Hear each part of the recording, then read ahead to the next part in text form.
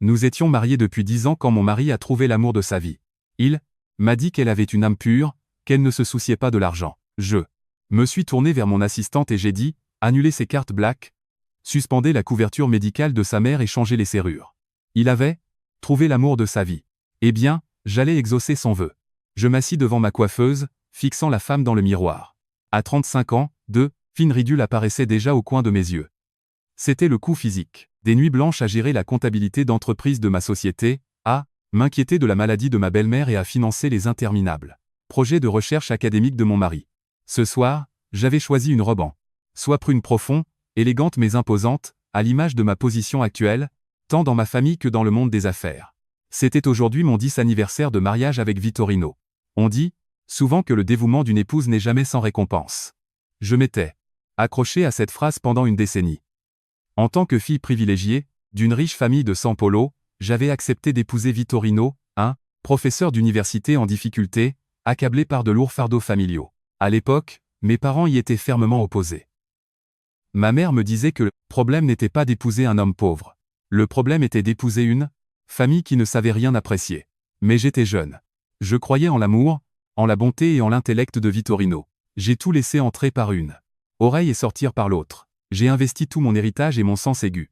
Des affaires dans la construction de l'empire que nous avons aujourd'hui, la holding Cavalcanti, tout en sortant simultanément sa famille du bourbier de la pauvreté. J'ouvris un tiroir et sortis un luxueux écrin de velours rouge.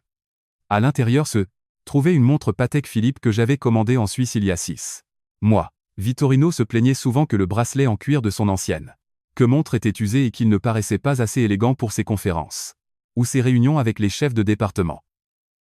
Je me souvenais de chaque mot, de chaque froncement de sourcils. Pour moi, Vittorino n'était pas seulement un mari. Il était ma fierté intellectuelle, quelqu'un que j'avais toujours admiré. J'étais une femme d'affaires jusqu'à la moelle, imprégnée de l'odeur de l'argent. C'est pour cela que je valorisais son aura académique, érudite et raffinée. Mon téléphone sonna. C'était mon assistante, Camilla. Tout est prêt dans le vieux bar près de l'Uspé. Le chef a dit qu'il avait préparé le ragoût rustique, classique exactement comme vous l'avez demandé. Comme au bon vieux temps. J'ai souri. Parfait. Merci, Camilla. J'y serai bientôt. Ne le dis pas à Vittorino. Je veux que ce soit une surprise. Je mis l'écrin de la montre dans mon sac, le cœur battant comme au premier jour de notre romance. Au lieu de réserver dans un restaurant étoilé au guide, Michelin Item Bibi, prisé par la haute société, j'avais décidé de célébrer notre anniversaire exactement là où tout avait commencé, dans la taverne près du campus. Il y a 10 ans, nous y avions tenu notre modeste réception de mariage. Nous étions si fauchés, juste quelques tables avec de la bière bon marché et de la nourriture de bistrot. La mariée et le marié avaient les chaussures pleines, debout à cause d'une pluie torrentielle. Mais, au milieu de ces difficultés, je n'oublierai jamais le regard de Vittorino, plein de gratitude et de promesses. Il m'avait pris la main et avait juré devant nos amis, Amara, tiens bon, maintenant. Quand je réussirai, je te le rendrai 1000 fois. J'avais gravé ce serment dans mon cœur. Je n'avais pas besoin qu'il me rembourse en or ou en argent. J'avais juste besoin de son amour inconditionnel. Je sortis mon SUV de luxe du garage de notre propriété à Alphaville. Ce manoir, de plusieurs millions de raies, avait été construit avec le sang, la sueur et les larmes de mes 10 dernières années. Chaque brique, chaque arbre du jardin avait été nourri par mes mains. Je pensais à Donna Herminia, ma belle-mère, qui avait récemment échappé de peu à la mort grâce à un donneur de rein que j'avais raqué, dépensant des centaines de milliers de rayés pour lui garantir une place sur la liste des transplantations privées. Je pensais à Loredana, ma belle-sœur gâtée, qui me réclamait de l'argent chaque mois pour acheter des sacs de marque et aller faire la fête à Villa Maddalena. Je les avais protégés, non pas parce que j'avais de l'argent à gaspiller, mais parce que je voulais qu'il se concentre sur sa carrière académique sans se soucier de la survie de sa famille. Les rues de San Polo au crépuscule étaient animées, mais mon cœur était léger. J'imaginais le visage surpris de Vittorino quand il me verrait dans la vieille taverne. Il serait certainement profondément ému. Il avait toujours été un homme, nostalgique et sentimental. La voiture navigua à travers des rues familières, me ramenant au quartier universitaire, historique.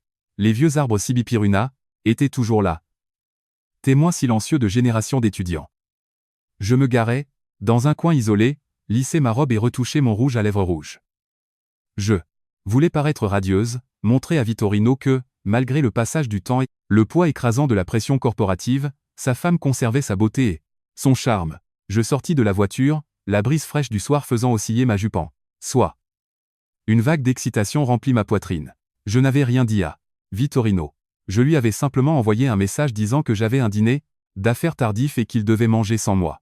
En réalité, j'avais contacté l'ancien gérant, le payant généreusement pour ouvrir la taverne en privé pour nous à 7 heures. L'écrin de cadeaux à la main, je marchais sur le chemin de pavé qui menait au pub.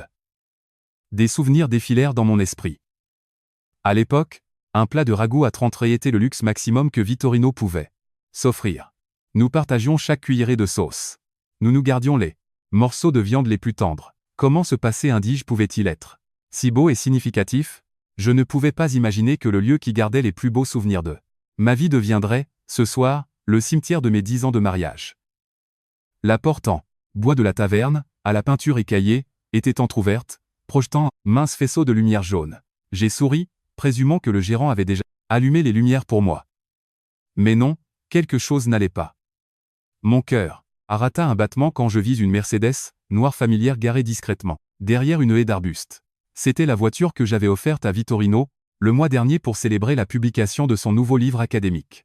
Pourquoi sa voiture était-elle ici? S'était-il lui aussi souvenu de notre anniversaire et voulait-il me surprendre? Cette pensée me calma un peu. Être que mon mari et moi étions vraiment sur la même longueur d'onde. Je m'approchai sur la pointe des pieds, prévoyant de bondir pour lui faire peur, comme nous le faisions pendant nos jours facétieux à la faculté. Mais, à mesure que je m'approchais, l'intuition d'une femme expérimentée rendit mes pas pesants. Il n'y avait pas de musique, aucune atmosphère romantique, juste un silence sinistre enveloppant les lieux, occasionnellement brisé par le vent, sifflant à travers les fentes de la porte. Je décidai de ne pas utiliser l'entrée principale. Je contournai le bâtiment jusqu'à la ruelle arrière. Elle menait directement à la cuisine. J'avais l'habitude d'entrer par ici pour apporter de la nourriture supplémentaire à Vittorino quand ses tickets repas étaient épuisés à la fin du mois. La porte rouillée de la cuisine était entr'ouverte. L'odeur de moisissure de la vieille brique frappa mon nez, mélangée à un parfum inconnu, si doux et piquant, qu'il en devenait écœurant. Et puis j'entendis des rires. Ce n'étaient pas les rires joyeux d'amis. C'était le petit rire séducteur d'une jeune femme, entrecoupé d'une voix profonde et chaude que j'entendais depuis 10 ans la voix. Démon Mari, tu es terrible. Pourquoi m'as-tu fait te rencontrer dans ce bouge? C'est plus sûr ici, plus intime, bébé. En plus, cet endroit a beaucoup de souvenirs. Je veux créer de nouveaux souvenirs avec toi. Effacer tous les vieux et les morts. Les mots de Vittorino furent comme un seau d'eau glacée jeté directement sur mon visage. Le froid perça mes os. Je me figeai, serrant l'écrin de velours rouge si fort que mes ongles s'enfoncèrent dans ma paume, causant une douleur aiguë. Mais, la douleur physique n'était rien comparée au couteau qui remuait dans mon cœur. Effacer tous les vieux et les morts. Je découvris que mes 10 ans de jeunesse, 10 ans de sacrifice, 10 ans à partager chaque joie et chaque tristesse, n'étaient pour lui que des déchets morts qu'il fallait effacer. Je retins mon souffle et me plaquai contre le mur taché de graisse, m'efforçant d'écouter chaque mot. Je devais savoir qui était cette femme et jusqu'où mon parfait mari, académique, était tombé. Le coin sombre de la cuisine sembla m'engloutir tout entière, mais cette obscurité m'aida à voir le vrai visage de l'homme que j'avais autrefois adoré. Je me cachai derrière la porte battante qui séparait la cuisine de la salle à manger principale.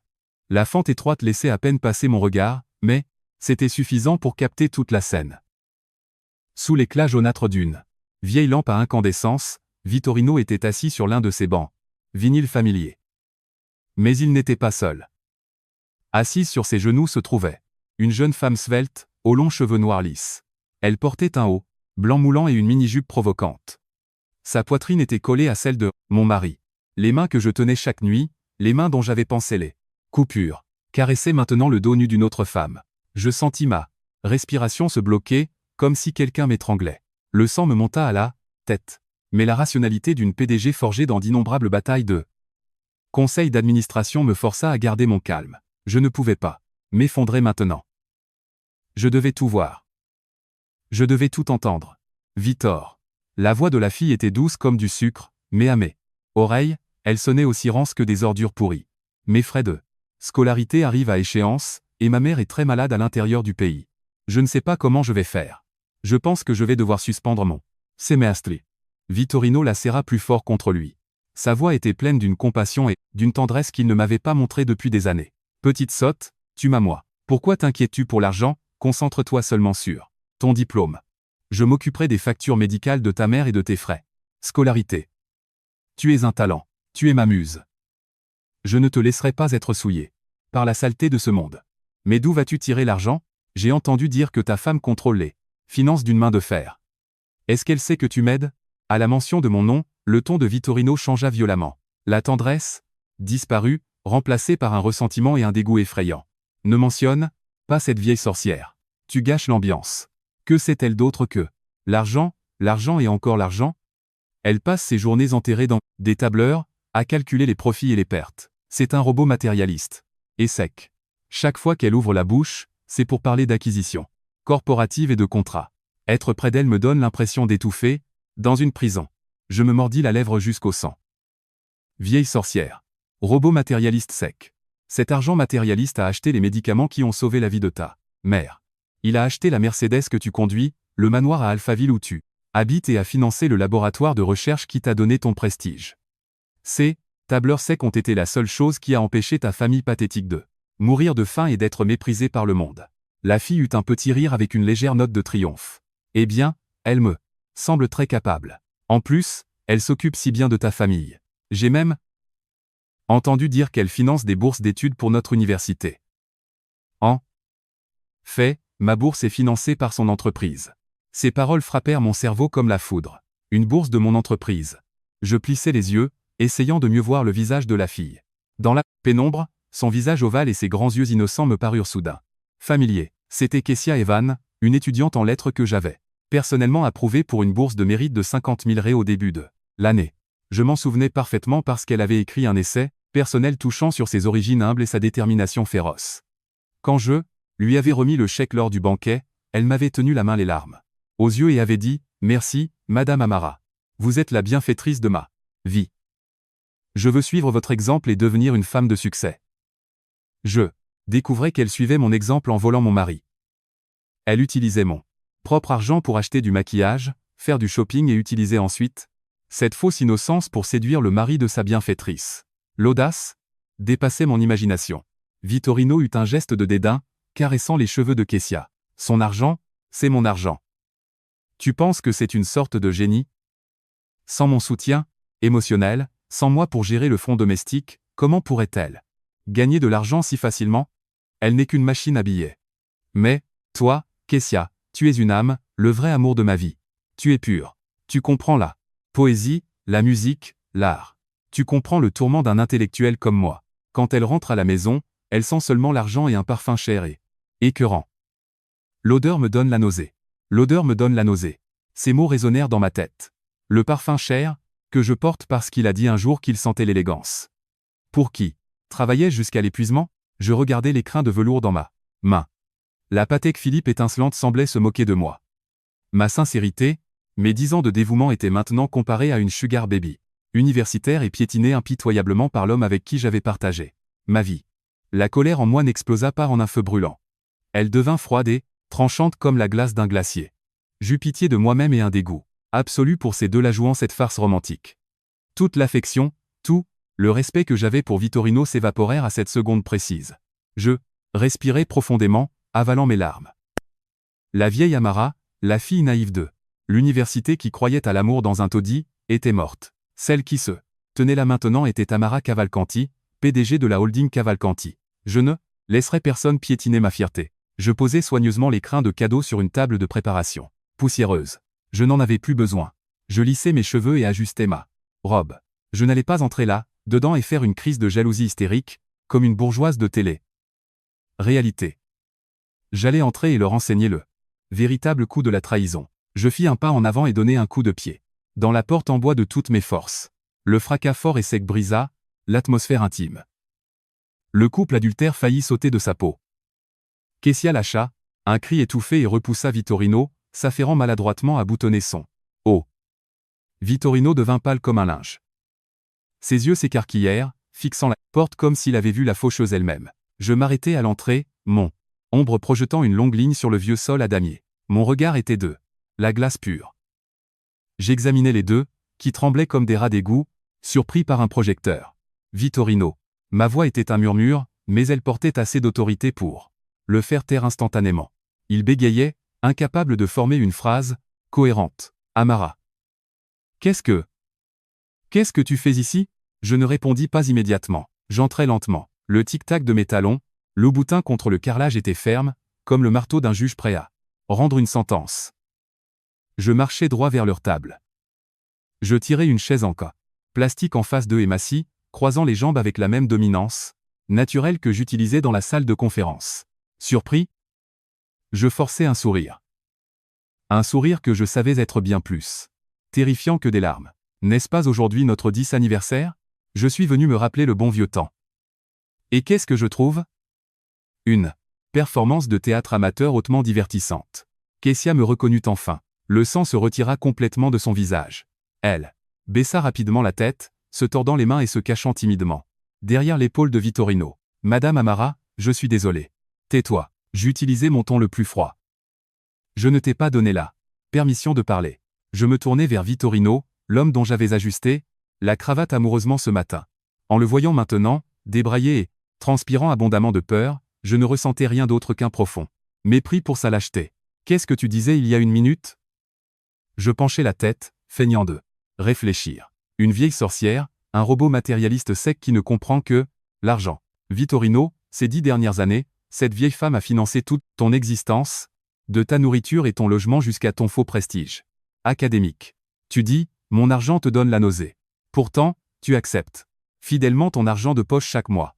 La voiture que tu conduis, les costumes que tu portes, jusqu'aux sous-vêtements sur ton corps. Existe-t-il un seul fil de coton sur toi qui n'ait pas été acheté avec mon argent nauséabond? Après la panique initiale, Vittorino sembla se ressaisir légèrement.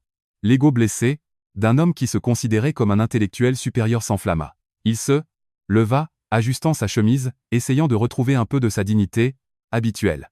Ne pense pas que parce que tu as de l'argent, tu peux envahir cet endroit et me faire la leçon, grogna Vittorino, son visage devenant rouge. Sombre. Tu m'as espionné. Tu as engagé un détective privé. Je le savais. Vivre avec toi, c'est comme vivre dans une prison de haute sécurité. Tu as zéro respect pour ma vie privée. Je jetai la tête en arrière et ris. Un rire amer et glaçant résonna dans le pub. Vide. Privé? Tu appelles ça de la vie privée, d'entretenir une liaison avec une étudiante et d'utiliser l'argent de ta femme pour financer ta sugar baby? Vittorino, tu as un doctorat. Tu es un professeur titulaire. Pourtant, ta logique est pire que celle d'un enfant. Je n'ai pas eu besoin de t'espionner, le ciel a des yeux, mon cher. Je suis venu ici pour te faire une surprise d'anniversaire. Mais la surprise que tu as préparée pour moi est un peu trop grosse à avaler. Je déplaçai mon regard vers Kessia, toujours recroquevillée derrière lui. Et, vous, Kessia Evon, la brillante étudiante d'honneur, l'exemple du dépassement, de l'adversité. J'énonçai chaque mot. Vous acceptez ma bourse d'entreprise, acceptez mon parrainage et vous me remboursez en couchant avec mon mari. Est-ce là l'éthique de travail qu'on vous enseigne à l'université? Kessia leva soudain la tête, ses grands yeux débordant de nouvelles larmes, un regard conçu pour donner envie à n'importe quel homme de la protéger, mais qui ne fit qu'alimenter mon dégoût. Madame Amara, ne m'insultez pas. Le professeur, Vittorino et moi sommes ensemble à cause de l'amour véritable. Nous avons une connexion spirituelle. Je ne veux pas de votre argent. Je l'aime pour ce qu'il est. Quel grand roman épique. J'applaudis sarcastiquement. Vous ne voulez pas d'argent? Alors qui était en train de pleurnicher il y a un instant parce qu'elle n'avait plus de fric et devait payer sa fac? Qui mendiait de l'argent pour soigner sa mère malade? Vous croyez que je suis idiote? Si Vittorino était un livreur d'application ou un ouvrier affamé, auriez-vous une connexion spirituelle avec lui? Ou avez-vous simplement remarqué son titre et la Mercedes flambant neuve qu'il a garé dehors? Vittorino, voyant sa petite amante acculée, s'avança pour jouer le chevalier blanc, me fixant furieusement. Tais-toi. Ne t'avise pas de juger Kessia avec ta mentalité vulgaire et mesquine. Elle est 1000 fois plus pure que toi. Regarde-toi, toujours obsédé par l'argent. T'es-tu déjà arrêté pour demander ce dont j'ai besoin, ce que je ressens? Kessia me donne de l'inspiration. Elle me fait me sentir comme un homme véritable, pas un gigolo de luxe, ce qui est exactement ce que je ressens près de toi. Un gigolo de luxe. Je me levai pour regarder Vittorino droit dans les yeux. Je n'étais pas aussi grande que lui, mais la force de mon aura le fit reculer. Involontairement. Alors, tu admets enfin ce que tu es. Excellent. Si tu en as, tellement marre de cette vie étouffante. Tellement marre de cette femme qui sent l'argent, alors libérons-nous. Je soutins son regard, lançant chaque mot comme un coup fatal. Demain, mes avocats demanderont le divorce. Toi et ton vrai amour feriez mieux de vous préparer à profiter d'une vie complètement débarrassée de l'odeur de mon argent. Nous verrons si vous pouvez manger vos âmes nobles pour le dîner. Cela dit, je pivotais sur mes talons et marchai vers la sortie, refusant de jeter un autre regard sur les visages stupéfaits derrière moi. Mais, à peine arrivé à la porte, je vis 2 figures familières entrer précipitamment. C'était Donna, Herminia et Loredana, ma belle-mère et ma belle-sœur. La famille entière était là. La pièce n'était pas terminée. Le point culminant venait de commencer. Donna, Herminia et Loredana apparurent à la porte, impeccablement vêtues et imprégnées de parfums chers. Elles avaient probablement tracé le téléphone de Vittorino, pensant qu'il était à la fête d'anniversaire que j'avais passée des semaines à planifier. Mais, au lieu de champagne et de sourire, elles entrèrent dans un baril de poudre. Voyant Kessia cachée derrière Vittorino, l'expression de Donna Herminia changea à peine. Je compris instantanément que Kessia n'était pas une inconnue pour elle. Soudain, je me souvins d'un message texte que j'avais aperçu sur le téléphone de Herminia une fois Kessia demandant négligemment de ses nouvelles. Elle se rencontrait dans mon dos. La seule idiote laissée dans l'ignorance, c'était moi. Je regardai droit vers Herminia et la saluai avec une ironie caustique. Donna, Herminia, Loredana, votre timing est impeccable.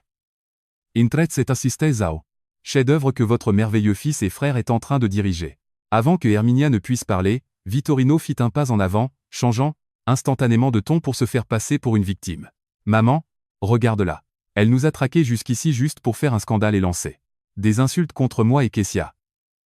Elle pense que parce qu'elle tient les cordons de la bourse, elle peut piétiner toute notre famille. Je n'en peux plus de ces abus. Loredana, ma belle-sœur, avec ses extensions vulgaires, me dévisagea et courut aux côtés de son frère. Amara, qu'est-ce qui ne va pas avec toi? Mon frère est un professeur d'université respecté. Et un peu de respect pour son image. Si vous avez un problème conjugal, réglez-le à la maison, entre 4 murs. Pourquoi laves-tu ton linge sale en public? Je ris. Le sang-froid ricocha contre les murs de briques. Du respect pour son image. Demande à ton frère s'il s'est soucié de son image quand il a emmené son amante étudiante dans ce bouge pour s'amuser. Regarde bien, Loredana. C'est Kessia, l'étudiante que mon entreprise parraine. Ton frère couche avec un cas de charité qui doit sa subsistance à sa femme. Est-ce que ça te semble respectable? Aminasa. Donna Herminia fit enfin un pas en avant dans la salle. Elle ne montra aucun choc, aucune colère contre son fils traître. Au lieu de cela, elle me regarda. Avec un regard de reproche, le même regard que j'avais enduré pendant 10 ans. Chaque fois que je ne cédais pas à tous ses caprices. Amara, dit Herminia avec dédain, en tant que femme, tu dois apprendre à être patiente. Il est naturel pour un homme de succès de s'égarer, occasionnellement. Si Vittorino est sorti pour s'amuser un peu, c'est juste pour décompresser de ton travail exigeant. Si toi, en tant qu'épouse, tu ne sais pas comment garder ton mari heureux et que tu le laisses chercher du confort ailleurs, c'est de ta faute. Tu ne peux pointer du doigt personne d'autre. Je restais pétrifié. Mes oreilles bourdonnaient de la logique maladive de ma belle-mère. Moi, la belle-fille dévouée, qui avait liquidé les propres bijoux de ma mère pour payer les factures d'hôpital initiales de Herminia il y a 10 ans, je n'étais plus maintenant qu'un échec d'épouse qui ne savait pas garder son homme. Comment pouvez-vous dire ça, Herminia? Répliquai-je, gardant ma voix dangereusement calme. J'ai tout sacrifié pour cette famille et, en échange, reçois une trahison flagrante. Qui a pris soin de vous quand vous étiez sous dialyse? Qui a payé les dettes de carte de crédit de Loredana? D'où, croyez-vous que vient l'argent pour ce manoir à Alphaville où vous habitez? Herminia eut un geste de mépris et agita la main comme si elle chassait une mouche. Ah, s'il te plaît, ne nous jette pas ton argent à la figure comme si ça faisait de toi Dieu. Notre famille a peut-être été pauvre, mais nous avons une morale et des valeurs. Nous valorisons l'affection, pas l'argent froid et dur comme toi. Vittorino est un génie, unique. Il a besoin d'une épouse qui comprenne son âme, qui se connecte avec lui, qui soutienne sa vision, pas d'un marchand qui ne sait que compter les pièces. Kessia, voyant qu'elle avait des renforts, sortit de derrière Vittorino, ses yeux se remplissant de nouvelles larmes. Donna Herminia a raison. J'aime le professeur Vittorino profondément. Il se sent si seul dans sa propre maison. Madame Amara, s'il vous plaît, laissez-le simplement partir. Nous nous aimons, vraiment. S'il vous plaît, donnez-nous votre bénédiction. Je regardais ces 3 visages sans gêne devant moi. Un mari traître, une belle-mère ingrate et une amante audacieuse. Ils avaient formé un front uni, contre moi, transformant une fausse moralité en arme pour attaquer la femme qui maintenait un toit sur leur tête. Je réalisais soudain ma plus grande erreur. La plus grande erreur de ma vie n'avait pas été d'épouser un homme pauvre. Ça avait été d'épouser une famille de parasites. Vittorino, encouragé par sa mère et son amante, bomba le torse. Il pointa le doigt vers moi. Tu as entendu? Tout le monde voit bien à quel point tu es irrationnel. Tu es la seule qui ne comprend pas.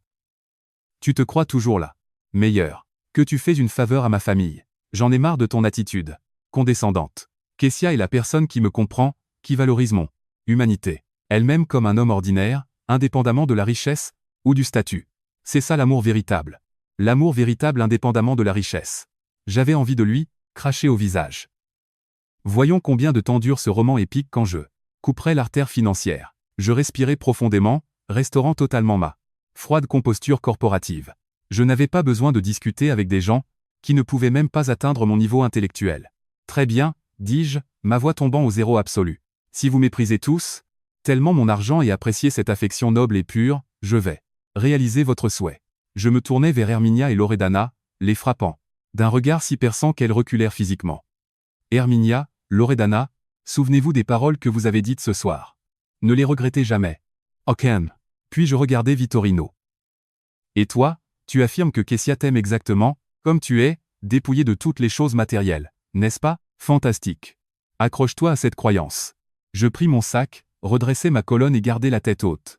Je sortais de ce pub, non pas comme une épouse défaite et humiliée, mais comme une reine secouant une colonie de sangsues. Nous avons fini ici.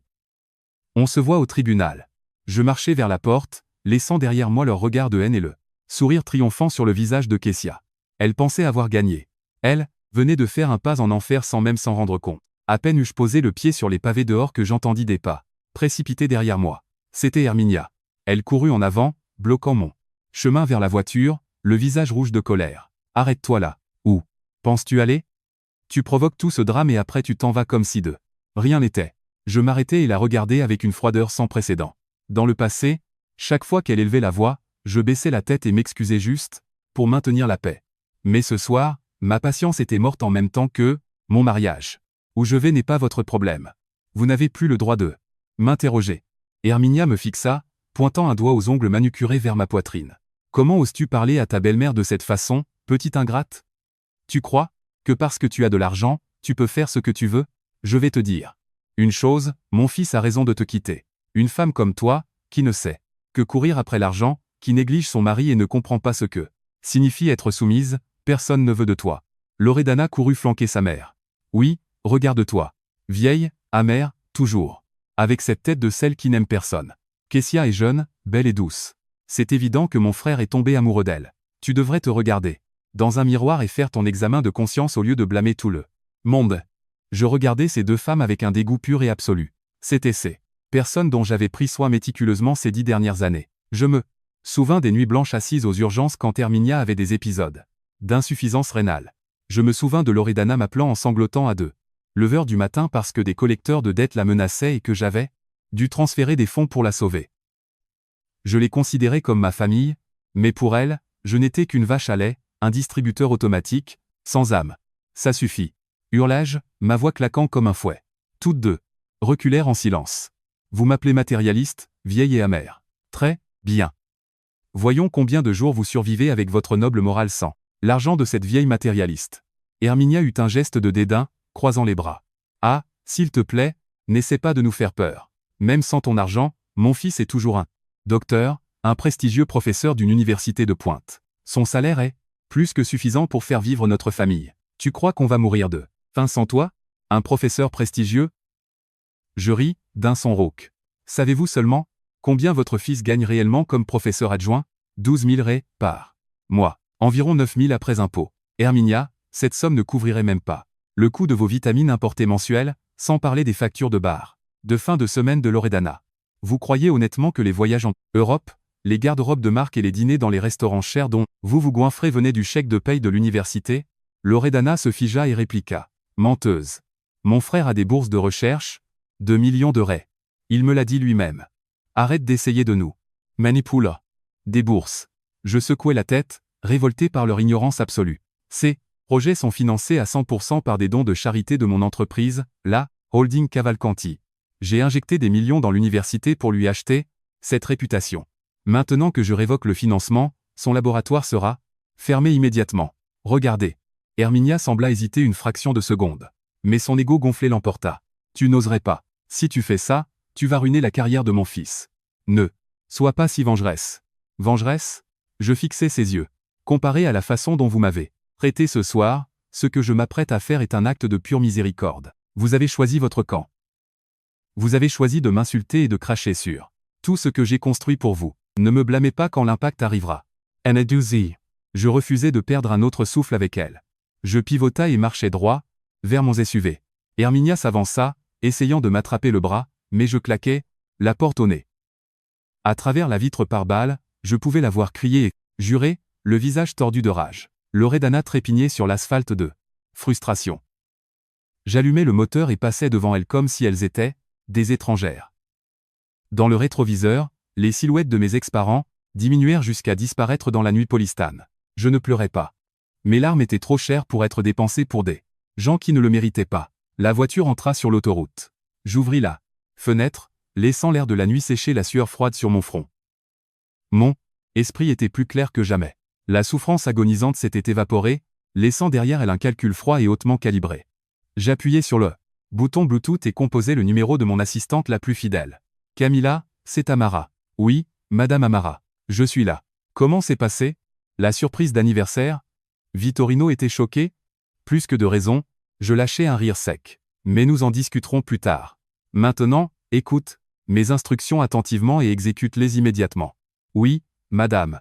Je vous écoute. Le ton de Camilla devint mortellement sérieux, sentant le danger dans ma voix. Premièrement, contacte la banque. Annule chaque carte de crédit d'utilisateur, à autoriser liée à mes comptes. Vittorino Cavalcanti, Herminia Cavalcanti, Loredana Cavalcanti. Motif, demande de la titulaire principale du compte. Fais le tout, de suite. Gèle tout. Mais Vittorino n'est-il pas en voyage? Il pourrait. Camilla se retint. Compris. Pas de question. Je gèle tout maintenant. Deuxièmement, continuai-je, ma voix ferme. Appelle l'administration de la propriété à Alphaville. Ordonne-leur de couper le Wi-Fi et la télévision par câble. Simultanément, contacte la compagnie d'électricité et la compagnie d'eau. Demande une suspension temporaire immédiate des services sur la propriété. Dis-leur que la propriétaire évacue pour rénovation. Coupe l'électricité et l'eau. Mais Donna, Herminia et Loredana vivent toujours dans la maison. Non, elles n'y vivent pas. Cette maison est exclusivement à mon nom. C'est mon bien nuptial. Ce que j'en fais est mon droit. Contente-toi de suivre les ordres. Oui, madame. Compris. Troisièmement, rédige une lettre formelle de retrait pour la dotation de la holding Cavalcanti qui soutient le projet de recherche du docteur Vittorino Cavalcanti. Cite comme motif la violation de la clause de moralité et d'éthique de l'investigateur principal. Envoie-la avec copie au recteur de l'université et laisse-la dans la boîte de réception de Vittorino d'ici 8h demain matin. Madame Amara, c'est sévère. Si nous coupons le financement du jour au lendemain, Vittorino peut faire face à une action disciplinaire. Il peut même perdre sa carrière académique. C'est exactement le but, affirmai-je catégoriquement. Il a utilisé des fonds corporatifs pour séduire une étudiante sur le campus, m'humiliant publiquement. Je reprends chaque gramme de prestige que j'ai acheté, pour lui. Il y eut quelques secondes de silence sur la ligne, suivi par la voix inébranlable de Camilla. Compris, Madame Amara. Je vais exécuter tout cela, immédiatement. Allez-vous bien? Je vais parfaitement bien. Merci, Camilla. Ah, encore une chose. Oui. Appelle l'hôpital syrio-libanais. Annule la transplantation de rein prévue pour Herminia Cavalcanti pour la semaine prochaine. Dis au département de facturation que la famille n'a pas réussi à garantir le financement. Retire ma garantie de paiement. Cette fois, Camilla fut véritablement stupéfaite. Madame Amara, c'est une question de vie ou de mort. Donna Herminia attend sur cette liste de donneurs. Depuis des mois. Je serrais le volant, mes yeux fixés sur la route sombre. Devant moi. Je sais, mais ils ont piétiné ma bonté. Ils ont dit en face que je n'utilisais l'argent que pour acheter de l'affection.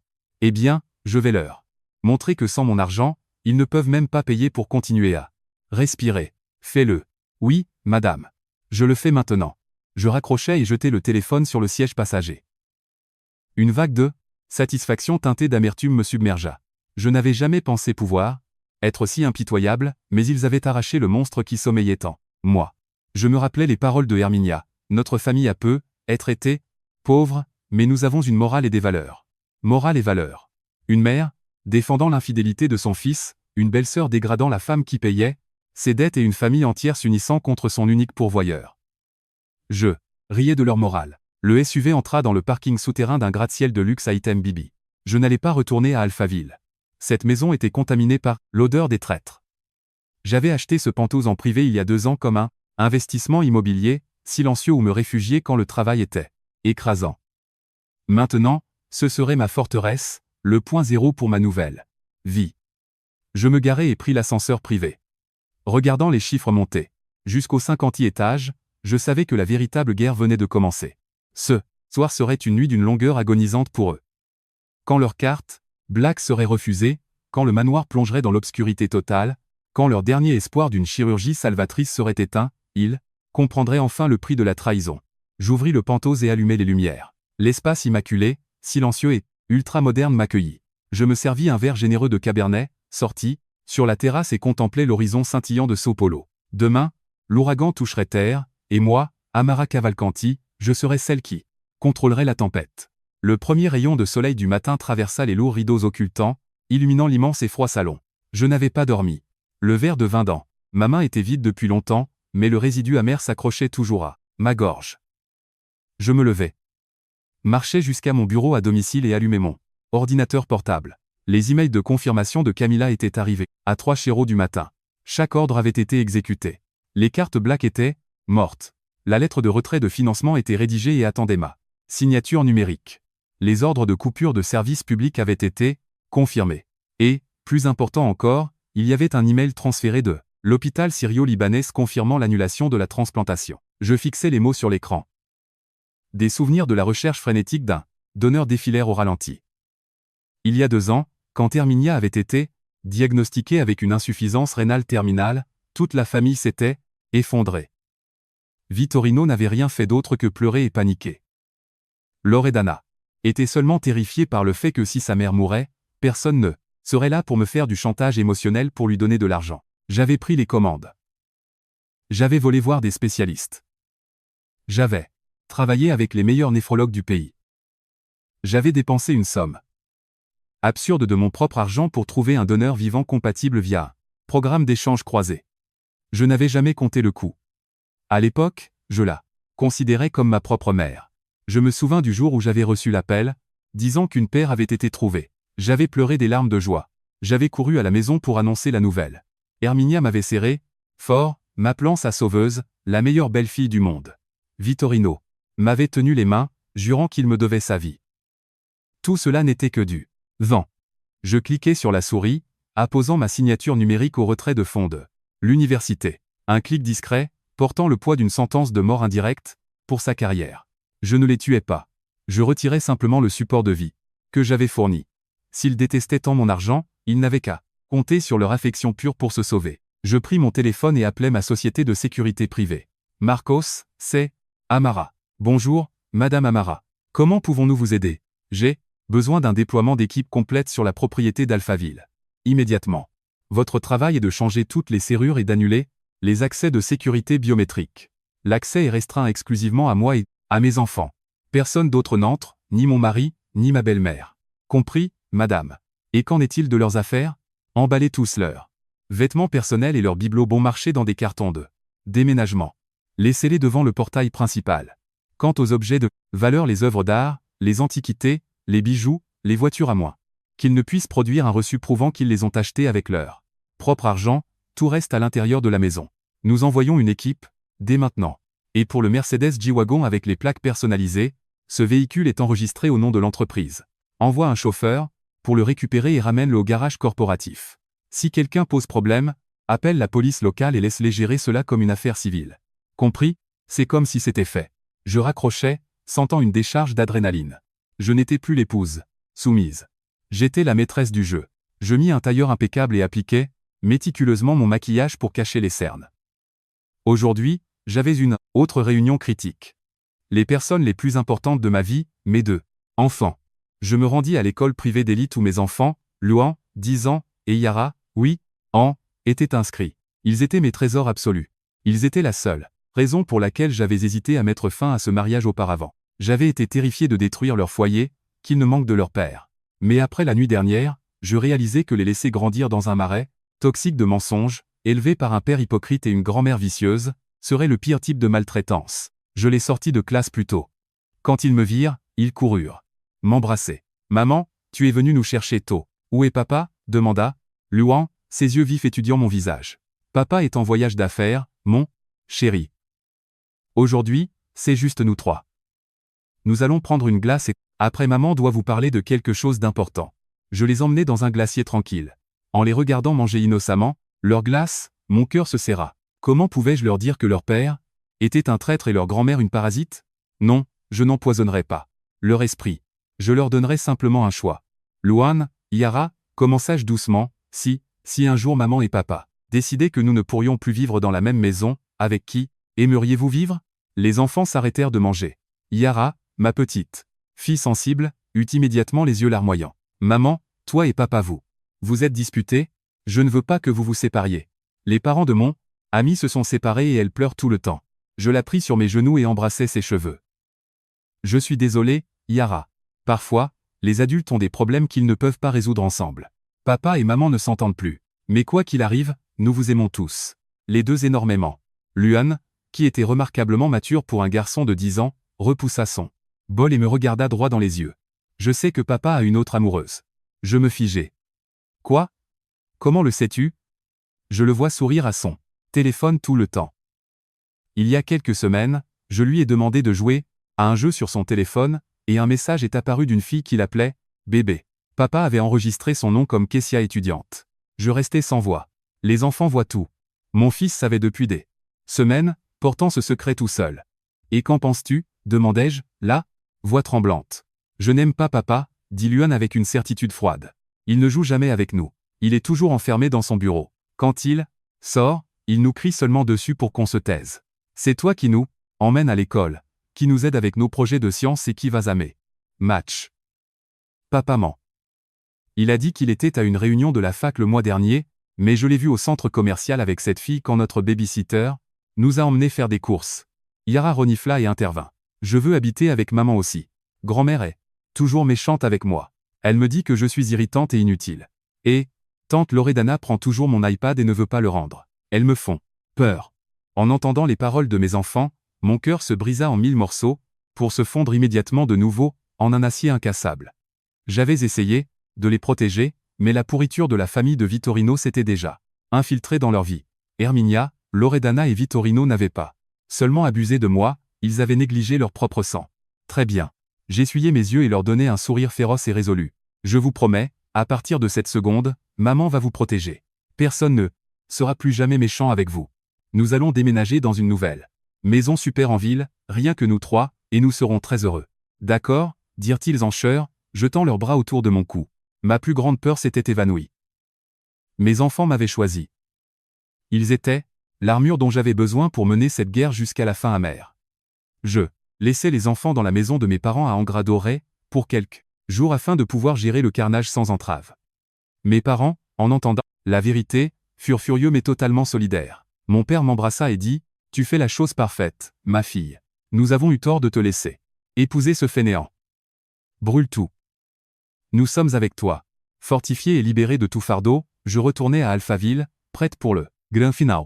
10-0. Selon le monitoring de Marcos sur mon iPad, Herminia était revenue de sa partie de cartes hebdomadaire à 16h30. Sa routine habituelle était de se faire déposer par un Uber devant les énormes portails de fer, où elle appuyait sur la sonnette jusqu'à ce que les domestiques sortent en courant pour ouvrir. Mais, aujourd'hui, le scénario avait changé. Herminia sortit de la voiture et appuya sur le bouton de l'interphone de façon répétée. 1 minute passa, puis 2, puis 5. Les lourds portails ne bougèrent pas. Aucune domestique ne sortit en courant. Elle commença à hurler dans l'interphone. « Où êtes-vous, idiote de paresseuse? Vous êtes sourde? Ouvrez le portail à la maîtresse de maison. » Silence. Le chauffeur Uber, perdant patience, baissa sa vitre. « Madame, vous payez où? » « Pas. L'application a débité, mais votre carte a été refusée. » Herminia eut un geste de dédain, fouilla dans son sac Birkin et sortit la carte Centurion que je lui fournissais pour ses dépenses. Elle la lui lança. « Tenez, passez-la. Manuellement et dégagez. Je dois entrer et virer ces bonnes inutiles. » Le chauffeur inséra la carte dans un petit appareil sur son téléphone. Un bip sonore retentit. Transaction refusée. La carte est morte, madame. Vous en avez une autre ou du liquide? Comment ça, morte? Ma belle-fille vient de charger ce compte. S'emporta Herminia. Réessayez. Le chauffeur réessaya. Même résultat. Il fronça les sourcils. Écoutez, ne jouez pas avec moi. Si vous n'avez pas d'argent, Appelez quelqu'un du manoir pour payer. Je n'ai pas temps pour ça. Entrant légèrement en panique, Herminia prit son portable pour appeler Loredana. Mais elle tomba directement sur la boîte vocale. Elle appela Vittorino. Pas de réponse. Finalement, humiliée, elle dut retirer un bracelet de diamant de son poignet et le jeter par la fenêtre. Prenez ça en garantie. Je le racheterai. Demain. Mon Dieu. Faire toute une scène pour une course à 50 raies. Le chauffeur examina le bracelet, marmonna quelque chose et partit, laissant Herminia seule sur le trottoir. Elle marcha jusqu'au portillon pour piétons et pressa son pouce sur le scanner. Biométrique. Bip bip bip. La LED clignota au rouge. Accès refusé. C'est quoi, ce bordel? Herminia commença à secouer les barres de fer comme un animal en cage. Juste à ce moment, Marcos, mon chef de sécurité, sortit de la guérite. Puis-je vous aider, madame? Comment ça puis-je vous aider? Je suis là. Mère de l'homme à qui appartient cette maison. Ouvrez ce portail. Instantanément. Et qui êtes-vous, d'abord? Je vous présente mes excuses, madame.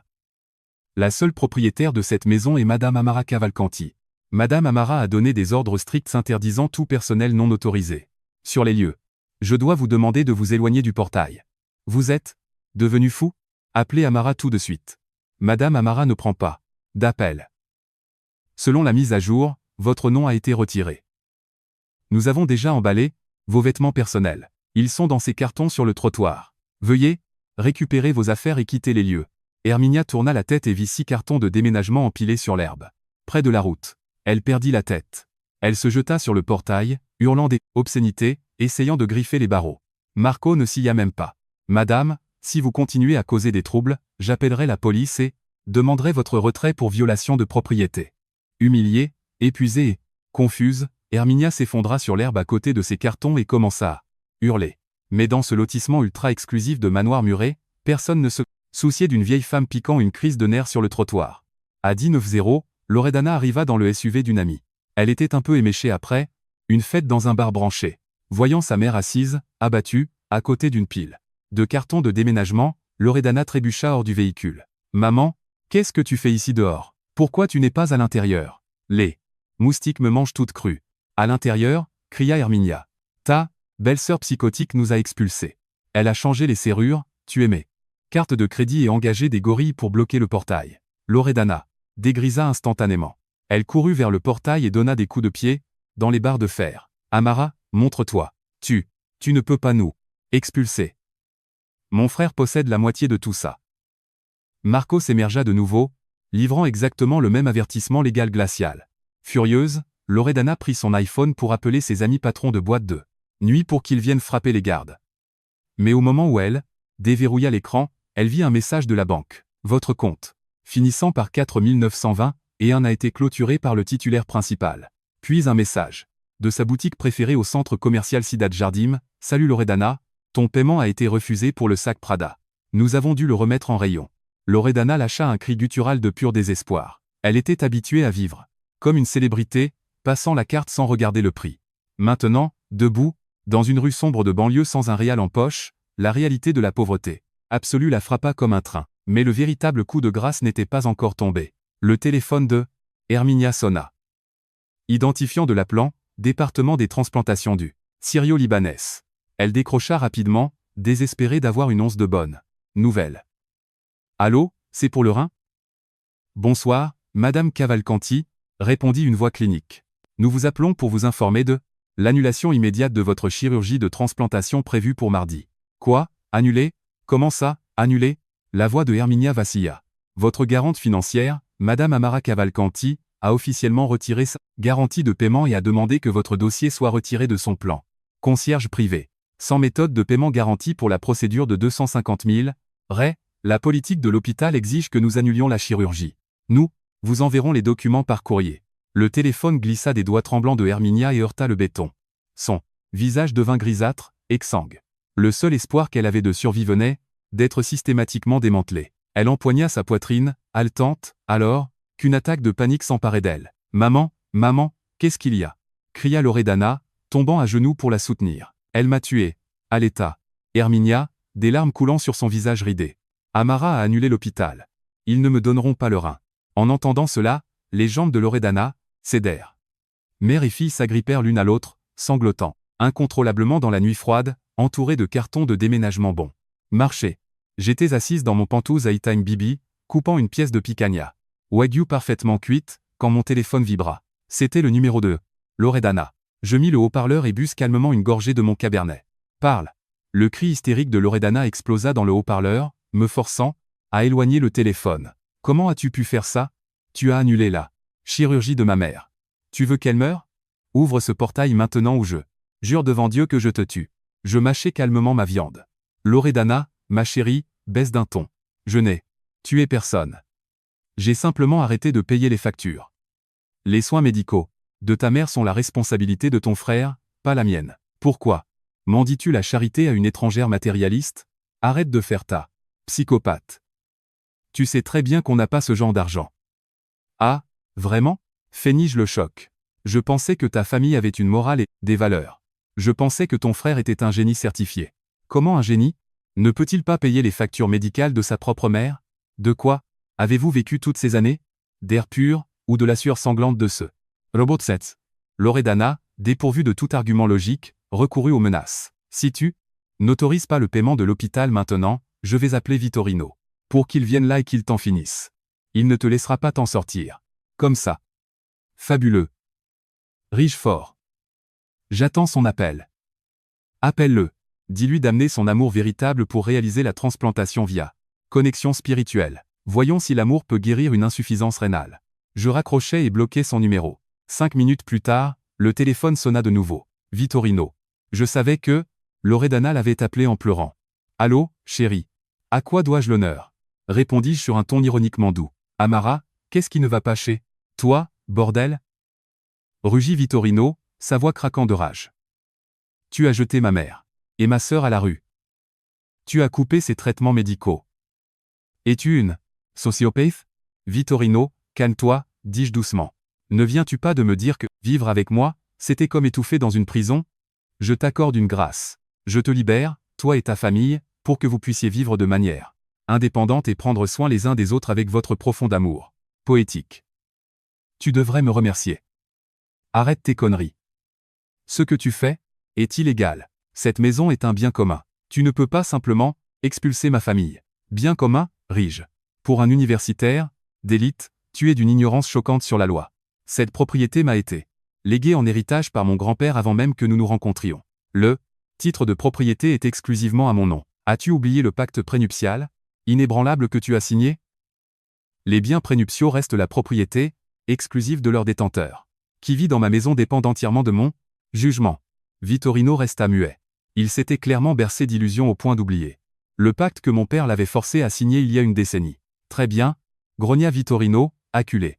Si tu veux agir comme une traînée vengeresse, ne me reproche pas de jouer sale. Attends-moi. J'arrive tout de suite. Viens donc. Je t'observe, dis-je joyeusement. Et n'oublie pas d'amener ta petite amante. Étudiante. Elle a besoin de voir comment son mâle alpha gère les choses quand il n'a plus les mamelles de sa femme pour téter. Une demi-heure plus tard, un Uber s'arrêta brusquement devant les grilles d'Alphaville. Vittorino sortit de la voiture, écumant presque de rage. Kessia suivait timidement derrière lui, semblant totalement terrifié. Je suivais tout. Ce pathétique face sur mon iPad, via les caméras de sécurité. Herminia gémissait sur l'herbe. Loredana était assise sur un carton, le mascara coulant sur son visage comme un raton laveur. Vittorino, l'air frénétique et débraillé, dans sa chemise froissée, courut vers le portail et commença à le marteler de ses poings. Amara. Ouvre le portail. Arrête de te cacher comme une lâchée. Viens me parler comme un être humain civilisé. J'appuyai sur l'icône du microphone de ma tablette, me connectant au système de son du portail. Ma voix résonna, nette et imposante, dans toute la rue. Je suis pas là, dedans, Vittorino, alors arrête de te blesser les articulations. Je suis dans un endroit lointain où je n'ai pas à sentir l'odeur d'un parasite. Traître. Tu veux parler? Très bien. Mes avocats te verront demain. Ce soir, profite de la brise fraîche de la banlieue. Tu, bégaya Vittorino, pointant un doigt tremblant vers la caméra de sécurité. Ah, au fait, ajoutai-je négligemment, j'imagine que tu as vérifié tes emails de l'université. La holding Cavalcanti a retiré le financement de ton laboratoire. Tu ferais mieux de commencer à rédiger ta lettre d'excuse au recteur. Et, Kessia, votre bourse a été définitivement révoquée. Les frais de scolarité du semestre prochain sont officiellement à votre charge. Bonne chance avec ça. En entendant cela, Kessia s'effondra à genoux, sanglotant. Victor, qu'est-ce qu'on va faire? Je n'ai pas 30 000 ré pour les frais de scolarité. Ma mère a besoin que je renvoie de l'argent au pays. Vittorino se tourna pour réconforter son amante, mais le regard dans ses yeux n'était plus celui d'un protecteur confiant. C'était la panique frénétique d'un homme qui se noie. Il regarda sa mère mourante, sa sœur hystérique, sa sugar baby en pleurs et puis les grilles de fer impénétrables de la vie qu'il possédait autrefois. Pour la première fois de sa vie, le docteur Vittorino Cavalcanti fit l'expérience de l'impuissance écrasante d'un homme qui n'a absolument rien. Et ce n'était que l'introduction à sa destruction. Le lendemain matin, je fis conduire mon chauffeur jusqu'à la propriété d'Alphaville. Je ne sortis pas immédiatement. Je m'assis sur la luxueuse banquette arrière du Maybach, sirotant un café et examinant la scène. Cela ressemblait au reste d'un ouragan. Herminia était recroquevillée en position fœtale sur un carton de déménagement aplati, utilisant la veste de Vittorino comme couverture. Loredana était appuyée contre le pilier de briques, épuisée, le visage n'étant plus qu'un flou de maquillage coûteux. Vittorino et Kessia étaient amoncelés sur le bord du trottoir, tremblant sous la rosée du matin, semblant complètement défaits. Ils avaient passé toute la nuit sur le trottoir, espérant obstinément que je reviendrais et céderais à leur théâtre de pitié. Ils avaient sévèrement sous-estimé ma capacité d'apathie. Ils avaient eux-mêmes tué ma compassion. Je demandai à mon chauffeur de klaxonner. Un fracas assourdissant brisa le silence du quartier. Tous se réveillèrent en sursaut. Herminia se leva, se frottant les yeux. Vittorino et Kessia sautèrent sur leurs pieds, regardant avec de grands yeux le Maybach glisser vers le portail.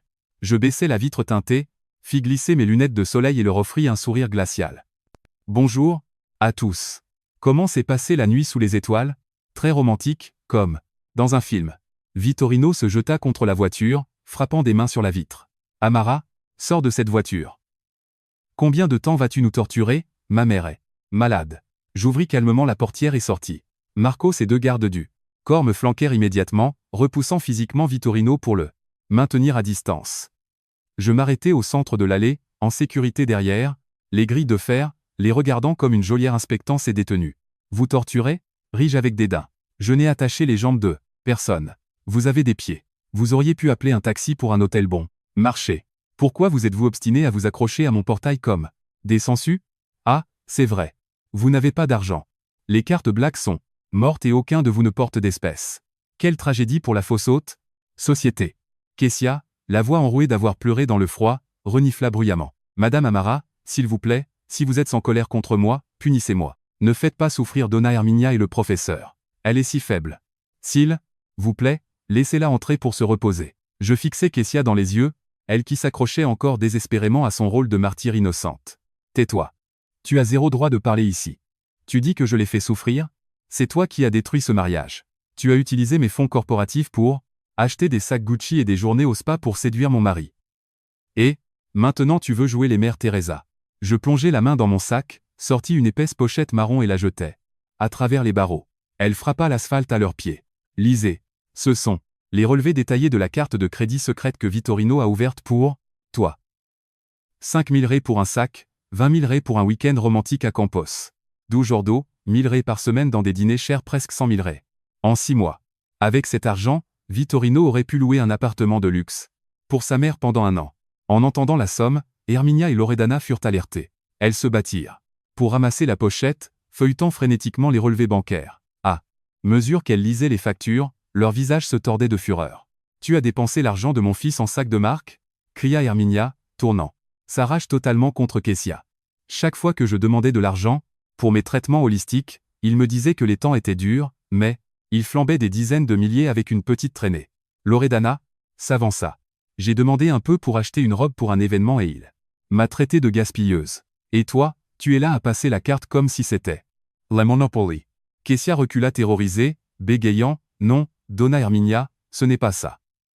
Le professeur a acheté ces choses pour moi. Je n'ai jamais rien demandé. Vittorino fut pris entre deux feux. Il voulait défendre sa muse, mais il était terrifié par l'ire de sa mère et de sa sœur. Maman. Loredana. Arrêtez. Il y a une explication. Une explication, intervins-je, ma voix chargée de venin. Allez-y. Détruisez-vous les uns les autres. Amusez-vous. Je suis seulement venu ici pour délivrer un message. D'ici midi aujourd'hui, mon avocat déposera la requête en divorce pour adultère documenté et détournement de fonds conjugaux. pour financer son amante. Je demande un divorce contentieux pour faute. Je réclame 100% des biens auxquels j'ai droit légalement. Et la mauvaise nouvelle, pour toi, Vittorino, c'est qu'avec la montagne de preuves que j'ai, tu sortiras avec absolument rien. Vittorino me fixa, le visage livide. Tu n'oserais pas. Pourquoi? N'oserais-je pas? Qui crois-tu affronter? Je suis Amara Cavalcanti. Si j'ai le pouvoir de t'élever au sommet, j'ai le pouvoir de t'enterrer 6 pieds sous terre. Profite de tes dernières heures en tant que professeur respecté, parce que tu es sur le point de devenir très célèbre sur le campus. Cela dit, je tournais le dos, marchais dans l'allée et ordonnais à la sécurité de verrouiller les grilles, ignorant complètement les disputes qui éclataient derrière moi. J'entrais dans ma belle maison, enfin nettoyée des parasites. Cet après-midi-là, le docteur Fonte, mon implacable avocat spécialisé en divorce, rencontra Vittorino dans un café près de l'université pour lui remettre les conditions. Je n'y suis pas allé. Regarder son visage me donnait la nausée. Vittorino entra dans le café l'air fini, arborant une barbe de 3 jours et un blasé froissé. Kessia s'accrochait à son bras comme une bernique. Son argent, s'étant envolé, il était le seul canot de sauvetage qui lui restait. Fonte fit glisser une épaisse pochette sur la table. « Bonjour, docteur Cavalcanti. Je représente Madame Amara Cavalcanti. Voici l'accord de liquidation du divorce. Veuillez le passer en revue. » Vittorino prit le document de main tremblante. « Qu'est-ce qu'elle veut ? » Ma cliente entame un divorce accéléré.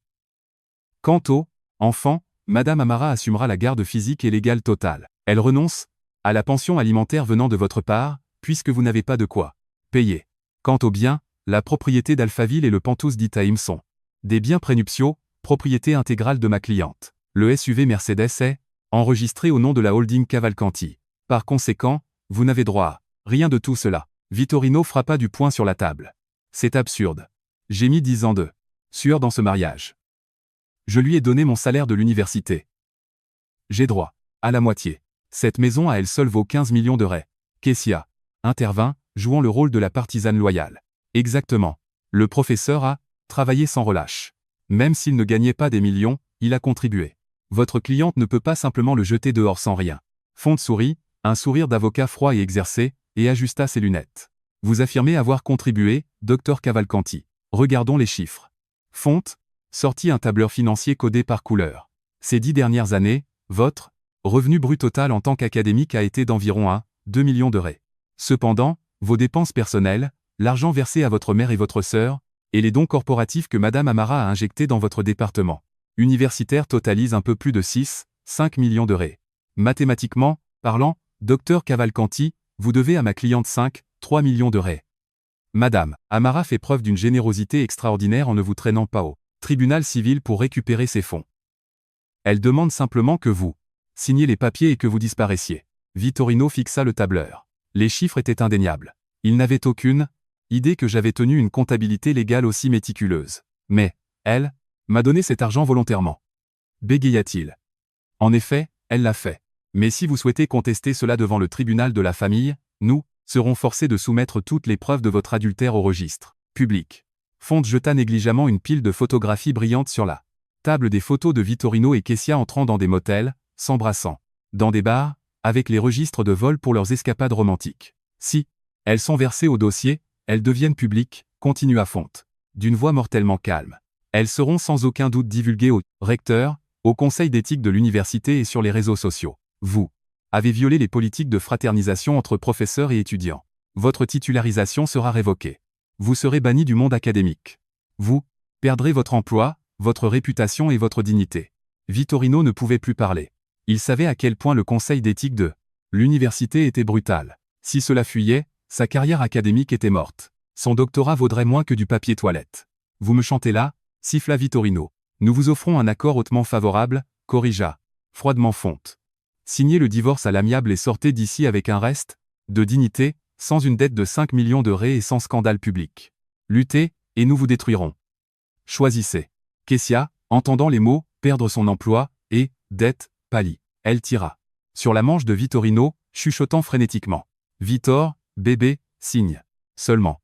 Si tu perds ton travail à l'université, comment allons-nous survivre? Tu es un génie. Tu trouveras un moyen de gagner de l'argent. Nous recommencerons de zéro. Nous n'avons pas besoin de l'argent de cette vieille sorcière. Sauve ta carrière pour que nous ayons une chance. La flatterie désespérée de Kessia massa l'ego blessé de Vittorino. Il croyait sincèrement être un phénix temporairement au sol. Il se convainquit que son intellect supérieur reconstruirait facilement sa richesse et qu'alors il me ferait regretter tout ça. Il prit le stylo, hésitant au-dessus de la ligne de signature. Des images du manoir, de la voiture de sport, des dîners servis, passèrent dans son esprit. Signer signifiait retourner dans un appartement exigu et prendre le bus. Je n'ai pas toute la journée, docteur Cavalcanti, pressa Fonte. Si ce n'est pas signé d'ici 17:00, j'appuie sur envoyer sur l'email destiné au recteur. Soudain, le portable de Vittorino vibra. C'était Herminia. Vittor, tu as eu l'argent? J'ai faim. Je suis épuisé. Nous devons réserver un hôtel. Je ne peux pas rester à la rue. Vittorino regarda Kessia, puis le décret de divorce. Il était acculé. S'il luttait et était licencié, sa mère mourrait littéralement à la rue parce qu'il ne pourrait même pas lui louer une chambre de pension. Attends, maman. Je règle ça. Vittorino raccrocha. Il respira profondément, essayant d'invoquer une façade de supériorité. Très bien, je signe. Je ne veux pas un centime de son argent. Corporatif immonde et suceur de sang. Je vais prouver à tout le monde que je ne suis pas un homme entretenu. Je vais construire mon propre empire. Kessia applaudit doucement. C'est ça. Tu es incroyable, bébé. L'argent va et vient, mais l'honneur est éternel. Fortifié par ses platitudes vides, Vittorino griffonna sa signature sur la ligne. Pointillé, une signature tremblante et désespérée qui mit fin officiellement à une décennie de mariage. Tenez, prenez. Dites à Amara qu'elle n'est pas à mon niveau. Fonte vérifia la signature, sourit de satisfaction et rangea les papiers dans sa pochette. Merci de votre coopération, et s'il vous plaît, permettez-moi de vous transmettre un message personnel de Madame Amara. Elle a demandé à exprimer sa plus profonde gratitude à Mademoiselle Evan. Kessia cligna des yeux, confuse. Gratitude envers moi? Oui. Madame Amara a dit que grâce au fait que vous lui ayez ouvert les yeux sur le concept d'amour véritable, elle a enfin trouvé la force de couper le poids mort d'une tonne qu'elle traînait depuis 10 ans. Elle vous souhaite à tous deux une vie de bonheur dans votre conte de fées de pauvreté.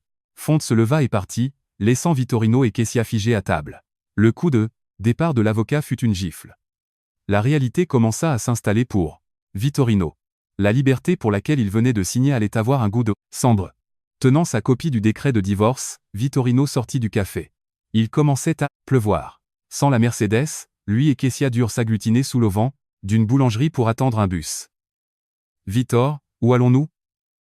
Demanda Kessia nerveusement. D'abord, nous cherchons ma mère et Loredana. Ensuite, nous trouvons un appartement bon marché à louer. Un appartement bon marché? Kessia fronça le nez. On ne peut pas simplement prendre un Airbnb sympa pour l'instant. Je n'ai pas l'habitude de vivre dans des endroits petits et dégueulasses. Vittorino tourna la tête vers elle et, pour la première fois, ses caprices gâtés l'irritèrent profondément. Avec quel argent? J'ai exactement 700 ré sur mon compte courant. Tu crois que les appartements de luxe ne demandent pas de caution? Kessia se tut, se recroquevillant. Vittorino et là un taxi. Ils allèrent jusqu'à Alphaville, entassèrent Herminia, Loredana et leurs sacs poubelles de vêtements. Bon marché dans le coffre et se dirigèrent vers les profondeurs de la zona l'Est. Ils réussirent à trouver une studette exiguë dans un immeuble en ruine, dans un quartier dangereux. Cela sentait le moisi, la peinture s'écaillait en lambeaux et les toilettes partagées dans le couloir empestaient l'urine. A un momento Herminia entra, ella se bucha lenes. Mon Dieu, Vittorino, quel taudis, est-ce là? Comment as-tu pu m'amener ici? Je ne peux même pas respirer. Loredana frappa le sol pourri de son talon de marque. Je ne vais absolument pas rester ici. Il y a des cafards. Vittorino, fais quelque chose. Tu es un professeur d'élite et tu nous fais vivre dans une zone de crack. Vittorino lâcha les valises, sa santé mentale finissant par craquer. Taisez-vous, toutes les deux. Soyez reconnaissantes qu'on ait un toit. On a 0 argent. Qu'est-ce que vous voulez que je fasse? Si vous voulez du luxe, allez ramper jusqu'à Alphaville et suppliez Amara. En entendant mon nom, les 3 femmes restèrent dans un silence de mort. Elles savaient que cette forteresse était scellée pour toujours. Cette nuit-là, dans la studette étouffante, ils dormirent tous les 4 entassés sur un seul matelas taché qu'ils avaient trouvé dans l'unité. Herminia gémissait à cause de ses reins défaillants et de son dos douloureux. Loredana pleurait son lit. King size en mousse à mémoire de forme. Kessia fixait le mur décrépit, sanglotant doucement. Vittorino gisait sur le dos, fixant le plafond endommagé par l'eau. Il toucha sa poche de poitrine, sentant le papier né du décret de divorce. Il avait signé avec l'orgueil blessé d'un génie, croyant qu'il renaîtrait de ses cendres. Mais maintenant, affrontant la réalité brutale de la pauvreté, cet orgueil ne pouvait pas lui payer un morceau de pain. Son estomac gronda. Il n'avait pas mangé de la journée. Il se souvint du chef, particulier à Alphaville, du vin millésimé, des draps frais sentant la lavande. Tout était parti. Pof. Et pire, il savait que demain matin, la véritable guerre, pour la survie commencerait. Comment pourrait-il affronter ses collègues? Comment nourrirait-il 3 bouches supplémentaires alors que son maigre salaire d'adjoint était déjà étiré au maximum? Ma vengeance n'allait pas être violente. Je n'allais pas engager des gorilles pour lui briser les jambes. Ma vengeance consistait simplement à leur donner exactement ce qu'ils avaient demandé. Une vie complètement dépourvue de mon argent. Je les avais jetés dans une arène de gladiateurs créée par eux-mêmes et les avais laissés se dévorer les uns les autres. Le lendemain matin, la police m'appela. Vittorino s'était rendu dans un commissariat pour essayer de porter plainte pour expulsion illégale et vol, prétendant que j'avais volé ses biens. J'ai souri. Je m'y attendais. Je fis conduire mon chauffeur au commissariat, flanqué du docteur Fonte portant une sacoche de documents. Je présentais le titre de propriété de la maison, le pacte prénuptial notarié, les registres de véhicules corporatifs et les images de sécurité de envahissant et causant un trouble public. Le délégué examina la paperasse et regarda Vittorino avec un dédain total. Cavalcanti, cette propriété appartient exclusivement à Madame Amara. Elle a tout. A fait le droit légal de vous refuser l'entrée. De plus, vous avez signé un accord de divorce finalisé renonçant à toutes les revendications sur ses biens. Le seul crime ici est que vous ameniez votre famille pour la harceler sur une propriété privée. Le visage de Vittorino devint cramoisi. Mais elle a gardé toutes mes montres chères. L'art. Vous faites erreur, Vittorino, intervins-je doucement. J'ai emballé tous vos effets personnels. Vous avez choisi de les laisser sur le trottoir. Quant aux Rolex et à l'art, avez-vous un seul reçu prouvant que vous les avez payés avec votre propre argent? Vittorino bégaya. Ils ont été achetés pendant le mariage. Avec des fonds corporatifs de mes comptes commerciaux, corrigeai-je. Catégorisés comme actifs corporatifs à des fins fiscales. Voulez-vous voir les livres comptables? Oblay. Vittorino se tut. Il savait qu'il avait perdu. La police l'avertit que, s'il apparaissait de nouveau sur ma propriété, il serait arrêté pour harcèlement. Il quitta le commissariat la queue entre les jambes. Quand il retourna dans la studette infestée de cafards de la zone à l'est, la situation était encore plus sombre. Herminia se tordait de douleur sur le sol. Loredana était en train de déchirer les sacs poubelles de vêtements que je leur avais rendus. Où est mon manteau de fourrure? Où est mon sac Birkin? Cria Loredana. Pourquoi n'y a-t-il que ces chiffons bon marché de chez Zara? J'avais ordonné au personnel de n'emballer que leurs vêtements les plus vieux et les plus bas de gamme. J'avais donné tous les articles de marque qu'elles avaient achetés avec mon argent à un refuge pour femmes. Je me moquais de la valeur de revente. Je refusais simplement de les laisser porter l'armure que j'avais payée. Arrête ça, Loredana, cria Vittorino. Je reviens juste de la police. Nous avons perdu. Elle possède tout. On ne récupéra pas un centime. Les 3 femmes s'effondrèrent de désespoir. Mais les coups continuèrent de tomber. Cet après-midi-là, Vittorino reçut un appel urgent du recteur de son département universitaire exigeant sa présence immédiate. Il mit son seul costume propre, essayant de rassembler un peu de dignité professorale. La tension dans le bureau du recteur était étouffante. Le recteur jeta la lettre de retrait de bourse de mon entreprise sur la table. Docteur Cavalcanti, la holding Cavalcanti a officiellement retiré son apport de 5 millions d'euros pour votre laboratoire. Ils ont cité des violations éthiques graves. Pouvez-vous expliquer cela? Transpirant abondamment, Vittorino essaya de mentir. Recteur, c'est une dispute conjugale personnelle. Mon ex-femme se venge à cause de notre divorce. Je peux lui parler et régler ça. Ce n'est pas seulement le financement, Vittorino, interrompit le recteur, faisant glisser une enveloppe marron sur la table. Le comité d'éthique a reçu un paquet anonyme ce matin contenant des preuves photographiques irréfutables. Vous maintenez une relation intime continue avec Kessia Evon, une étudiante de licence de ce même département. De plus, vous auriez détourné des fonds de projet pour lui payer des voyages de luxe. Des rumeurs circulent déjà sur le campus. C'est un cauchemar de relations publiques. Vittorino fixa les photos de lui et Kessia s'embrassant dans un hôtel à la campagne. Il resta paralysé. Il savait que le paquet anonyme était mon œuvre. Docteur Cavalcanti, conformément au statut de l'université sur la fraternisation, entre professeurs et étudiants, vous êtes suspendu sans solde immédiatement, en attendant une enquête complète. Étant donné la perte de l'apport, nous exigeons également le remboursement immédiat de l'avance de recherche de 100 000 raies que vous avez retiré le mois dernier. Si vous ne pouvez produire les fonds, l'université engagera une action civile. Vittorino sortit chancelant du bureau du recteur comme un zombie suspendu, déshonoré, avec 100 000 de dettes. Alors qu'il marchait hébété dans la cour du campus, il aperçut la Mercedes noire garée près de la bibliothèque. Instinctivement, Il chercha ses clés. Un homme en costume l'intercepta. Je vous demande pardon. Éloignez-vous du véhicule. C'est ma voiture. Qui êtes-vous? Je suis un agent de récupération d'actifs de la holding Cavalcanti. Ce véhicule est une propriété corporative. Votre autorisation pour le conduire a été définitivement révoquée. L'agent arracha les clés de la main de Vittorino, entra dans la voiture et partit. Des centaines d'étudiants qui changeaient de cours s'arrêtèrent et regardèrent. Ouah, le professeur. Vittorino vient de se faire saisir sa bagnole? J'ai entendu dire qu'il a été viré pour avoir sauté une élève. Sa femme riche l'a foutu à la porte et maintenant il est à la rue. Quelle horreur. Il n'était au fond qu'un gigolo. Les chuchotements percèrent l'âme de Vittorino comme des dards toxiques. Il resta, là, au milieu de la cour, dépouillé du prestige académique qu'il avait passé sa vie entière à cultiver. Son téléphone vibra dans sa poche. C'était une notification de dépôt de l'université, paiement final adjoint, 2500 rei. C'était la véritable valeur de marché sans filtre du génie, Dr Vittorino Cavalcanti. Ce n'était même pas assez pour couvrir le loyer du mois prochain. Dans le taudis. En juillet, Sao Paulo bouillait sous une vague de chaleur historique. La température atteignait les 35 degrés. À l'intérieur de la studette dans la zona, l'est, l'air était aussi épais et étouffant qu'un four. Un seul ventilateur bruyant brassait l'air chaud, aggravant la misère. Herminia gisait sur le matelas taché, gémissant. Sa maladie rénale avait progressé rapidement sans dialyse ni médication adéquate. Son corps était enflé et violacé. Sans plan de santé, elle dépendait d'analgésiques bon marché de pharmacie. De l'eau. J'ai tellement soif. Kessia, apporte-moi un verre d'eau, allaita Herminia. Kessia, assise dans un coin à gratter son vernis écaillé, répliqua, prends-le toi-même. Je suis épuisé. Je suis coincé dans cette enfer à faire la boniche pour une vieille peau. Loredana sauta du sol et attrapa Kessia par les cheveux. Qu'est-ce que tu viens de dire? Qui traites-tu de vieille peau? C'est ma mère, espèce de traînée ingrate. Si tu ne la serres pas, qui le fera? Tu n'es qu'une parasite.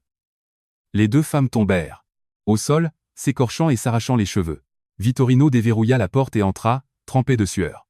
Incapable de trouver du travail académique, il avait été forcé de cacher son visage sous une casquette et de livrer de la nourriture pour iFood sur un vélo de location juste pour payer les courses. Ça suffit, cria Vittorino, jetant son sac de livraison contre le mur. Arrêtez de vous battre. Je n'en peux plus. Loredana lâcha Kessia et méprisa son frère. Combien tu as gagné aujourd'hui? 80 raies? Vittorino souffla, 40 vont pour la loque du vélo. On a 40 pour la nourriture. 40 raies? Railla Loredana. Ça n'achète même pas une salade. Descente dans les jardins. Vittorino, tu dois te bouger. Je n'ai même pas d'argent pour des serviettes hygiéniques. Où veux-tu que j'en trouve? Où veux-tu que Emoi j'en trouve? Rugit Vittorino. Tu as des bras et des jambes. Va travailler chez McDonald's. Ou tu vas rester là comme un poids mort à attendre l'aumône? Loredana sortit furieuse vers les toilettes, claquant la porte. Elle était trop fière pour frire des burgers. Elle avait essayé de quémander des prêts à ses amis socialites, mais au moment où il se rendait compte qu'elle était coupée de la fortune Cavalcanti, il bloquait son numéro. Depuis le matelas, Herminia observait son fils sale et fini, sa fille paresseuse et l'amante vicieuse. Des larmes coulèrent de ses yeux. Elle se souvint des petits déjeuners gourmets que je demandais au chef de lui préparer. Elle se souvint de moi lui massant ses jambes enflées le soir. Le regret rongeait son âme, mais il était trop tard. La pauvreté avait emporté sa noble morale, les transformant en animaux féroces. Piégés dans une cage. La cocotte minute explosa finalement 2 semaines plus tard. Kessia avait commencé à montrer son vrai visage. Elle n'était plus la muse douce et adoratrice. Dépouillée des dîners chers et du shopping, elle en voulait à Vittorino de l'avoir entraînée dans la pauvreté. J'ai dû être aveugle pour tomber amoureuse de toi, cracha Kessia un soir alors qu'il mangeait de la saucisse bouillie avec du riz. Je pensais que tu étais cet intellectuel, puissant. Tu n'es qu'un livreur pathétique. J'aurais dû rester avec le fils de riche de mon cours d'économie. Au moins son père a un concessionnaire. Vittorino jeta son assiette en plastique contre le mur. Tais-toi. Quand j'avais la carte Black et la Mercedes, tu me flattais comme une sangsue. Maintenant que je suis fauché, tu montres ta vraie face. Tu n'es qu'une profiteuse bon marché. Herminia et Loredana sautèrent dans la conversation, voyant une ouverture pour attaquer. Sors d'ici, cria Herminia, lançant une chaussure à Kessia. On ne veut pas d'ordures comme toi dans cette famille. Tu es une malédiction. Tu as ruiné le mariage de mon fils. Kessia ne recula pas. Elle se leva et poussa la vieille dame fragile. Tais-toi, vieille sorcière. J'en ai assez de toi. Tu crois que tu es encore la dame du manoir? Tu n'es qu'un fardeau mourant qui nous tire vers le bas. Voyant sa mère pousser, Loredana vit rouge. Elle attrapa le manche en bois d'un balai cassé et le balança comme une batte de baseball, frappant Kessia de plein fouet à l'estomac. « Ne touche pas à ma mère, espèce de psychopathe !» hurla Loredana. Kessia allaita, le souffle coupé, et s'effondra sur le linoléum dur. Elle se recroquevilla en position fœtale, se tenant l'abdomen. Soudain, une flaque sombre de sang commença à s'écouler de son pantalon de jogging bon marché, s'accumulant sur le sol sale. « Mon bébé !» murmura Kessia, les yeux révulsés par le choc. Vittorino se figea. Un bébé? Il ne savait pas. Loredana lâcha le manche du balai, reculant avec horreur. Herminia s'évanouit, sous le choc. Personne n'appela le SAMU immédiatement parce qu'aucun d'eux ne voulait assumer la facture ou les questions. Ils restèrent là paralysés, regardant Kessia saigner. Quand un voisin entendit les cris et appela les ambulanciers, il était trop tard. Kessia fit une fausse couche catastrophique. La perte de sang et le trauma déclenchèrent une crise psychotique sévère. Quand l'hôpital public la relâcha enfin sous la garde de Vittorino une semaine plus tard, Kessia avait perdu la raison. Elle errait dans la studette, se murmurant à elle-même des choses sur le bébé, le manoir et l'amour véritable. Elle devint dangereuse, imprévisible. Lors d'une nuit de tempête, alors que Vittorino était dans un sommeil profond, épuisé par un tour de 14 heures de livraison, Kessia surgit des ombres. Herminia délirait de fièvre et Loredana était dans la rue. Kessia tenait un couteau de cuisine rouillé. Dans son délire, elle se pencha sur Vittorino et murmura « Vittor, bébé, viens. Allons au ciel. Il n'y a pas de pauvreté là. Bah, pas de vieille épouse. Juste toi, moi et notre bébé pour toujours. » Vittorino se réveilla en sursaut. Voyant l'éclat du couteau à quelques centimètres de sa gorge, il hurla et la repoussa d'un coup de pied. Il sortit du lit et se rua hors de la studette, montant l'escalier. Kessia le poursuivit, les yeux écarquillés, un sourire terrifiant sur le visage. « Où vas-tu, bébé? Tu avais promis qu'on resterait ensemble pour toujours. » Vittorino surgit par la porte d'accès au toit, sortant sous la pluie torrentielle. Il s'adossa contre le parapet bas de l'immeuble de 5 étages. Il était acculé. « Kessia, pose ce couteau. Parlons. » supplia Vittorino, glissant. Sur l'asphalte mouillé, Kessia n'entendit pas. Elle avança, jetant ses bras autour de son cou dans une étreinte de mort. L'élan, combiné au toit lisse et détrempé par la pluie, leur fit perdre l'équilibre. Les pieds de Vittorino glissèrent. Il bascula en arrière par-dessus le muret bas. Kessia s'agrippa à lui avec une force surhumaine, l'entraînant avec elle. Un cri à glacer le sang déchira la nuit d'orage à son polo. Ils tombèrent de 5 étages. Craquement. Silence. La pluie lava le sang mélangé des deux verres. Les bouches d'égout de la zone à l'est. Ce fut la fin absolue et horrible d'une romance construite sur l'avidité et d'une famille détruite par sa propre arrogance. Quand Herminia fut informée de la mort de son fils le lendemain matin par un policier, le choc déclencha un accident vasculaire cérébral massif. Elle mourut, à l'arrière d'une ambulance municipale. Loredana, terrifiée à l'idée d'être tenue responsable des dettes massives que Vittorino laissait et faisant face à de potentielles accusations d'homicide involontaire pour l'attaque au balai qui avait causé la fausse couche, s'enfuit. Elle prit un bus à la gare routière vers un autre état, disparaissant dans les bas-fonds du pays, pour ne plus jamais donner de nouvelles. 3 ans plus tard, je me tenais sur le balcon vitré de mon nouveau manoir en Borgi la Giuleria International, Florianopolis, respirant profondément l'air salé de l'océan. Mes cheveux étaient coupés en un bob net et élégant. J'avais vendu la propriété d'Alphaville et le Pantouse d'Item, liquidant le passé, laissant les mauvais souvenirs dans le sud-est. J'avais installé Luan et Yara, dans le sud pour un nouveau départ. Mes affaires avaient explosé. J'avais étendu la holding Cavalcanti vers la technologie et l'immobilier, m'établissant comme l'une des PDG les plus formidables du pays. Luan et Yara s'épanouissaient. C'étaient des adolescents, brillants, empathiques et bien adaptés qui aimaient la mer. Par une sorte d'accord tacite, ils ne mentionnaient jamais leur père, protégeant notre paix. Je buvais une gorgée de mon matcha latte glacé, observant les vagues de l'Atlantique se briser contre le sable blanc et immaculé. Je ressentis une sensation de tranquillité écrasante. J'avais survécu à l'ouragan. J'avais exécuté ma vengeance sans jamais me salir les mains. J'avais appris la leçon définitive sur le détachement. Désormais, je vivais entièrement pour moi et mes enfants radiantes, inébranlables et farouchement indépendantes. Les parasites avaient payé le prix ultime pour leur trahison. Et moi, l'épouse dévouée dont ils s'étaient moqués, j'avais trouvé l'actif le plus précieux au monde. La liberté absolue.